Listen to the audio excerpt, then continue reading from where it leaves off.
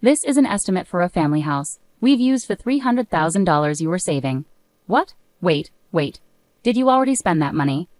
Be grateful we used it well. It's your fault for hiding it.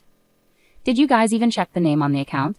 My name is Laura, and I'm a 35-year-old office worker. My husband Mason and I have been married for 2 years. We met at a house party, and he was really interested, which started our relationship. After dating for about a year, he proposed, and we got married. During our dating period and even after we got married, Mason was very sweet. I was sure I had married a good man. However, after about a year of marriage, he started to change. At first, he agreed to share the household chores, helping with cleaning and laundry. He wasn't good at cooking, so I did that. We had a fair distribution of household chores. However, he started saying he was tired more often, and he slowed down with his housework. Then he gradually stopped doing his chores altogether. Since I also have a job, if I'm responsible for cooking every day, I hardly have time for cleaning or doing laundry. So I end up doing everything on the weekends. Even though we had agreed to share the chores before, he refuses to help out when I ask him.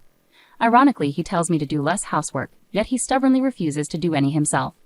Around this time, he started acting like a dominant husband, insisting on having his own way in everything. His selfish words and actions started to wear me down mentally. Another person who bothers me is my mother-in-law. She has a knack for showing up unannounced at our house, perfectly timed for when I get home. I haven't even prepared the food, and the room isn't properly tidied up.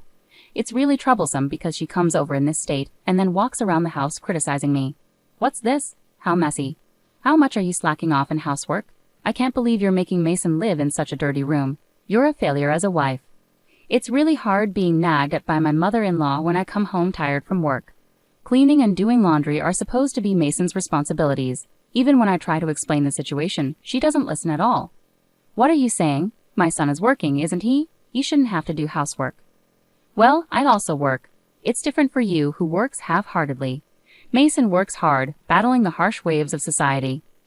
I work really hard too, but no matter what I say, it doesn't seem to get through to her.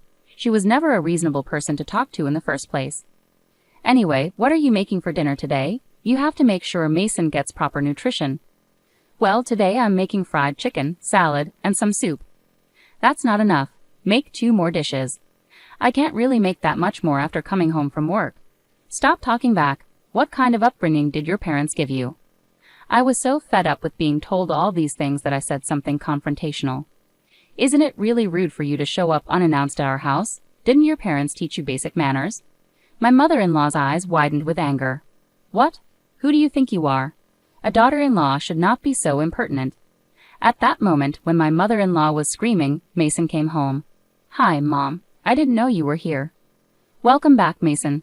Listen to this. Laura was so mean to me. She really hurt my feelings, my mother-in-law said, pretending to cry. My husband, taking her words seriously, glared at me angrily. Hey, what's going on, Laura? It's not okay to hurt my mom. Wait a minute. She hurt me first, okay? I just stood up for myself. Then my mother-in-law, acting innocent, started crying dramatically. I stayed silent. I was just trying to give Laura some advice about housework, but she got upset and became angry. What? Laura, why are you reacting like this? Wait, are you just going to believe everything she says? There's no way my mom would lie. It's wrong of you to treat her badly when I'm not around. I didn't think you were that kind of person. My husband completely sided with my mother-in-law and wouldn't listen to me at all. As a consequence, you're not eating dinner tonight. Give the food over there to Mom. What? That's not fair. If you get it, either go to your room or leave the house. Mom probably doesn't want to be around you. With those words from my husband, I had no choice but to leave the house. Despite being exhausted, I managed to prepare dinner, but why should I endure such treatment? Feeling deeply upset, I decided to pass the time at a nearby diner. I didn't want to face my mother-in-law, so I stayed there for about 2 hours and returned home late at night. She had already left, which was a relief, but my husband had a lot to say. I'm still not forgiving you. My mom was really upset. She came here to check on us. Feeling like it was pointless to argue with my husband, I reluctantly apologized just to keep the peace. Seeing me comply made him satisfied. Since then, my mother-in-law started dropping by unannounced, criticizing my chores here and there. When my husband came home, she'd say things like, I want to have dinner alone with Mason, and either send me away or they'd go out without touching the food I cooked. My husband always took her side, and a pattern formed where my mother-in-law would start arguments with me for no reason, and I'd end up getting scolded by him. It became so draining and tough on me mentally that I decided to talk to my father-in-law about it. He looked genuinely sorry because he had no idea my mother-in-law was visiting our house so often. I'm really sorry. I didn't know because she always said she was going out to eat with her friends. No, it's not your fault. I've been giving her money for meals because she says it's hard for her to socialize with friends. Didn't you know about this? I had no idea. I see. I'm really sorry. My father-in-law apologized to me several times. I felt relieved because he promised to talk sternly to my mother-in-law. However, just as I started to feel some relief, my mother-in-law visited our house again and started complaining to me. You're really cowardly, going behind my back to tell my husband about me. I'm just coming to check on you and Mason. It's really disappointing. She said those things angrily, but I couldn't take it anymore. I heard you've been receiving money from father-in-law every time you visit our house. He said it's for meal expenses, but why haven't we seen any of that money? Are you keeping it all for yourself? Tootie, what are you saying? That sounds awful. I use that money to treat Mason when we eat out. But father-in-law said he gives it to you each time. You've eaten at our place several times too, haven't you? What if he knew you were keeping most of it? You're such a troublesome daughter-in-law. Are you trying to make things difficult for me? I'm the one who's troubled here. Please don't come over so often. Shut up. I'm just visiting my son's house. I'm not here to see you. With that, my mother-in-law flopped down onto the sofa. I don't want to see your face. I'll be here until Mason comes back, so please go somewhere else. Completely fed up, I didn't want to deal with her anymore. I decided to stay in my room. Later, my husband came home and started chatting cheerfully with her in the living room. Not wanting to hear their complaints, I quietly slipped out while they were talking and went to a diner. I returned home about 3 hours later. My husband was already asleep, and my mother-in-law had left, so it was peaceful. I went back to my room. That's when I noticed something was wrong. I checked my closet and realized my favorite branded purse was missing. I immediately suspected my mother-in-law. She must have taken the chance to sneak into my room and steal it while I was out. Unbelievable. I talked to my father-in-law right away. He was shocked. Really? I can't believe she'd do something like that. At first he was skeptical, but when I showed him a photo of when I bought the purse and gave him the serial number I had kept, he agreed to investigate while my mother-in-law was away.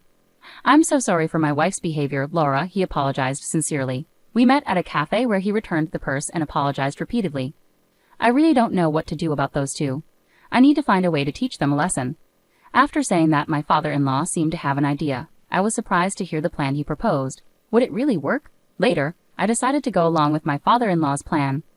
As usual, my mother-in-law came to our house and immediately glared at me. You haven't been stealing anything, have you? What do you mean? My purse has been stolen. Hey, that purse was originally mine. That's unfortunate. I suspect you're the one who took it. Why would you think that? Humph, because you don't seem to have received a proper education. Is that so? Should we report it to the police? No, there's no need to go that far. My mother-in-law didn't want to involve the police because it would expose her as the thief. But I anticipated she might search through my room again, which was exactly what I was counting on. When my husband came home, I intentionally left the house. I made sure there was nothing valuable in my room and moved all my expensive items to my parents' house. I had already discussed divorce preparations with my parents, so my room only had essential items for daily use. Except for one thing. I returned home earlier than usual on purpose. My mother-in-law was just about to leave, and I noticed she and my husband were exchanging smirks. Seeing their expressions, I realized they had fallen into a trap. It seemed like my father-in-law's plan was working. On the weekend, my mother-in-law visited again. Not wanting to deal with her, I stayed in my room. But then both she and my husband called me out. They had smug looks on their faces. We didn't think you'd have that much saved up, my mother-in-law said. What are you talking about? Don't act clueless. We're talking about the money in the savings account. You're so stingy, not even telling Mason about it. I generously used it for the family's benefit. What do you mean? My husband and mother-in-law started showing some estimates on the table, smirking. This is an estimate for buying a family house. We used the $300,000 you saved. Why? Did you already spend that money? You should appreciate that we used it wisely. Why would you make such a decision without asking me? It's your fault for keeping it a secret. We used my $50,000 in savings and bought it outright. No interest that way. I can't believe it. Making such a major decision without involving me. Huh, do you think you have a say in this? Of course I do. And starting now, you'll do all the housework like a slave. If you want to leave, go ahead, but remember, it was mostly your money that paid for this. You wouldn't want to waste $300,000 and leave alone, would you? My husband and mother-in-law burst into laughter. It was utterly disgraceful. I couldn't believe it. I married such a terrible person. Deep down, I had hoped my husband was a good person influenced by my mother-in-law, but it seemed that wasn't the case. I have no regrets now. I took out the divorce papers I had hidden in a drawer and handed them to my husband. Let's get divorced. My husband and mother-in-law were taken aback. Are you serious? You're making a big mistake, my husband exclaimed. I'm sorry, but I'm not losing anything, I calmly replied. Huh? Did you guys check whose name is on the account? Huh? As I said this, my husband quickly checked the account details, and both he and my mother-in-law looked shocked. Why is it under my name? She shouted in disbelief. Hey, what's going on, Laura? Did you steal my mom's bank book? Please don't say such things. I was entrusted with it by my father-in-law. But they didn't believe me, even as I tried to explain.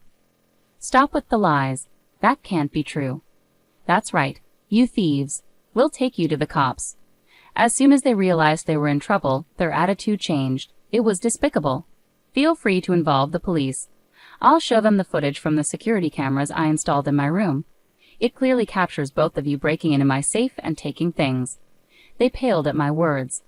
But you're also guilty of taking my mom's bank book. That's right. You're going down with us. As they shouted accusations, my father-in-law arrived. When my husband called me into the living room, I had texted my father-in-law. Dad, listen. Laura stole my mom's bank book. She's a thief, my husband yelled. Quiet, both of you. Shut up. His stern voice silenced my husband and mother-in-law. I entrusted your bank book to Laura. Why? Why would you do such a thing? My mother-in-law asked in disbelief. Because you and our son were causing her distress. Not only were you bullying her, but you even stooped so low as to steal her purse. It's shameful, my father-in-law replied firmly. What? What are you talking about? She exclaimed, trying to deny it. Pretending not to know won't work. I returned that purse to Laura, my father-in-law stated, revealing everything to her. My mother-in-law was visibly shocked, realizing that her actions had been exposed to my father-in-law. But why would you trust the bank book to Laura? She asked, bewildered. If you're the kind of person who would thoughtlessly steal your daughter-in-law's purse, then you would definitely try to access a safe if you found one. It was a test I set to see your true intentions. I never expected you to go as far as buying a whole house, my father-in-law explained, sounding astonished. I transferred that $300,000 to you because I intended it to be part of our divorce settlement, he continued, his tone cold. Knowing your spending habits, I was concerned you would waste it, so I even considered having Laura safeguard it until everything was finalized. My mother-in-law went pale, realizing the implications of his words. What? Divorce? I've had enough. You've gone too far. From now on you can live however you want on your own. Wait a moment. That means I've used up all the money you gave me in the divorce settlement. That's right, but you brought this upon yourself. I've divided our assets as agreed. I won't give you another penny. But what will I do if I'm left with nothing after the divorce? You still have the house, so you'll manage, he replied coldly, ignoring her pleas and handing her the divorce papers. My husband stood there in shock, mouth agape. I handed him the divorce papers as well. Why are you hesitating? Fill it out quickly. Is this really happening? Are we getting divorced too? Absolutely. And just so you know, I will be making claims against you. What? I've been recording the numerous verbal abuses you and your mom have directed at me. I consulted with a lawyer, and it turns out I can claim damages for emotional distress due to your harassment. No way. Also, I know about your affair. What? I've received evidence photos from a detective agency, so I'll also be claiming damages for your infidelity. The lawyer says it should amount to about $50,000 from you. But hold on, I don't have any savings left because I used $50,000 to buy a house. We can arrange for installment payments, so that should work out, right? And so my divorce from my husband was settled smoothly with the help of my lawyer. I successfully received damages as compensation. It turned out my father-in-law also parted ways with my mother-in-law. My husband and mother-in-law had hastily used what they mistakenly believed was my money to build a house, depleting all their savings. They considered selling the house later on, but its value had dropped significantly, leading to a substantial loss if they were to sell it. My mother-in-law, not yet eligible for retirement benefits, had to take up part-time work to make ends meet despite living in a grand house. My ex-husband faced a pay cut and was transferred to a rural area after his affair was exposed at work. Despite finally purchasing a home, he now lives in a modest company apartment and pays damages. Meanwhile, I have financial stability thanks to the savings I diligently accumulated since my single days. I'm considering continuing to save and exploring investment opportunities to grow my wealth further. At the moment, I'm content without being in a romantic relationship and focused on my own financial independence and well-being.